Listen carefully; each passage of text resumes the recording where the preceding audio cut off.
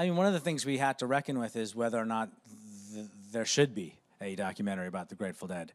There's a great moment in an interview with Jerry where he says, he comes out of left field. He says, you know, I figure if I succeed as an artist, I'll have built something that can't be torn down after I'm gone.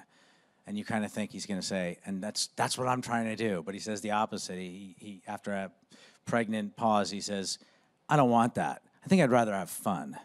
And he goes on to explain that what he loved about being in the band was that they were constantly reinventing themselves, and that they, when they figured out how to do something, they wouldn't do it that way again, and they were constantly changing their sound and evolving.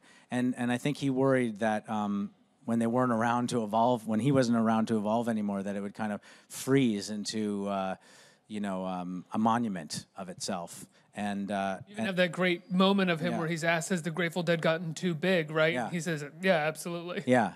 I mean, fame is a thing that does that, right? You after a while, when we go to see Roger Waters or whatever, we go get beers during his new songs or whatever, you know, and that's a way of freezing people and turning them into monuments. And Jerry and the whole band was pretty great at resisting that. And I would say that the fans, too, were pretty great at allowing them to evolve. But I think it's one of the reasons why they dosed that camera crew, you know, those documentary crews, was they weren't interested in having people scrutinize them and then kind of pin them down as being one thing.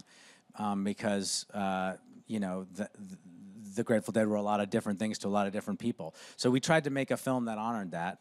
And it was a challenge.